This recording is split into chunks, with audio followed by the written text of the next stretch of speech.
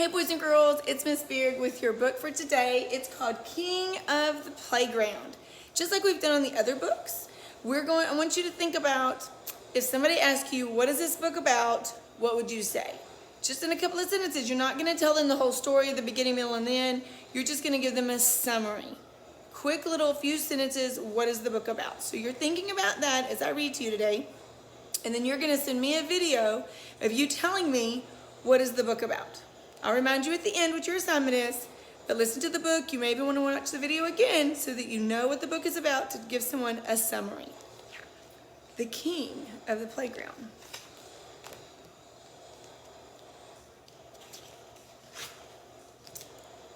There's the dedication.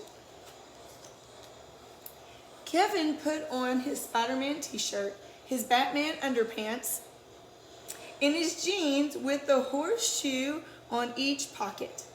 But he didn't feel brave, and he didn't feel lucky.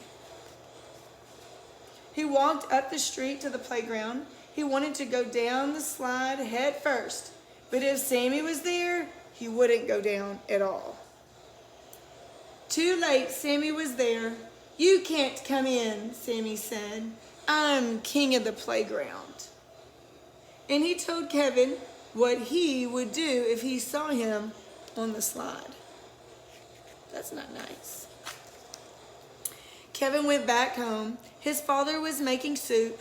"I thought you went to the playground," said Father. "Sammy says if I go to the slide, he'll get a rope and tie me up," Kevin told him. "He says he'll tie my hands and feet so tight, I'll never get loose."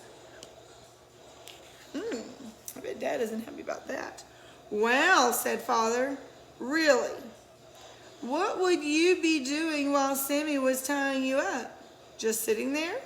Kevin remembered when he tried to put a sweater on their cat.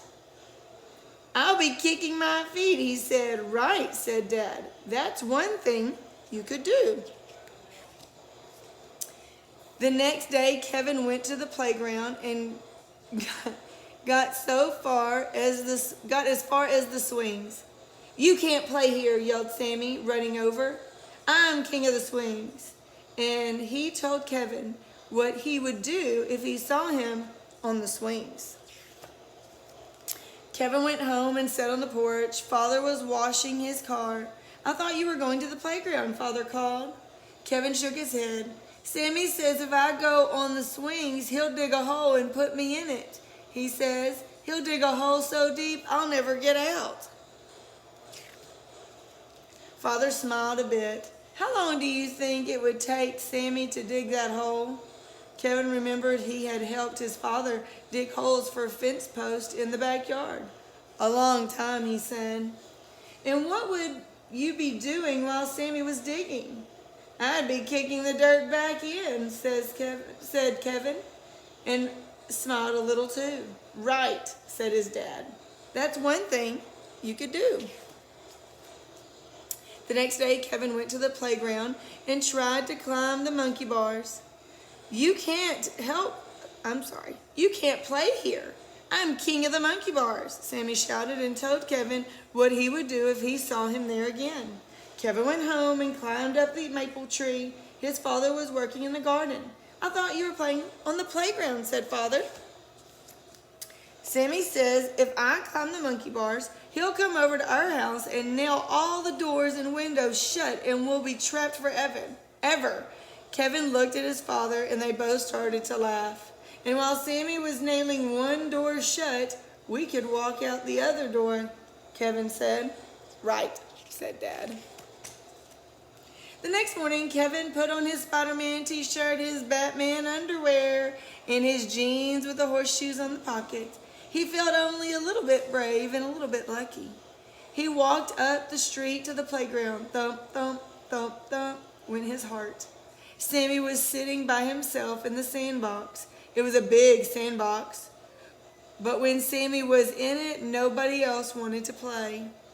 Kevin slowly walked over. "You can't play here," Sammy yelled when he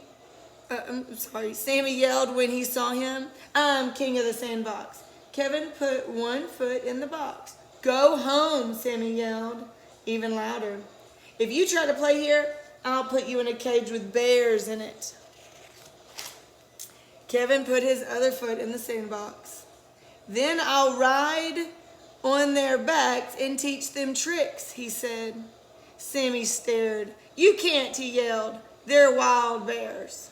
Then I'll squeeze through the cage, escape. You can't, Sammy shouted. You're too big. Then I'll take magic pills to make me little, said Kevin, beginning to smile. I'll get through the cage and hide. You can't, Sammy hollered. I'll run after you, pick you up, and throw you in the trash can. Then I'll take magic pills to make me big again, and I'll drive away in a truck. You can't, bellowed Sammy. I'll go to the army and get a tank and chase the truck and push it off into the ocean. I got big imaginations. Try it, said Kevin. Sammy stopped hollering. What? He asked. Try it, said Kevin, and sat down. He began digging a tunnel at one end of the sandbox. For a moment, Sammy didn't say anything at all. Then he began digging a tunnel at his end of the sandbox. Faster and faster and further they dug until suddenly, whoop,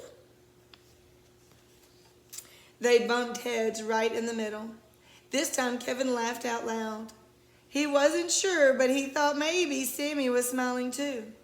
I'm going to build the biggest fort in the world, Kevin said, and began digging again.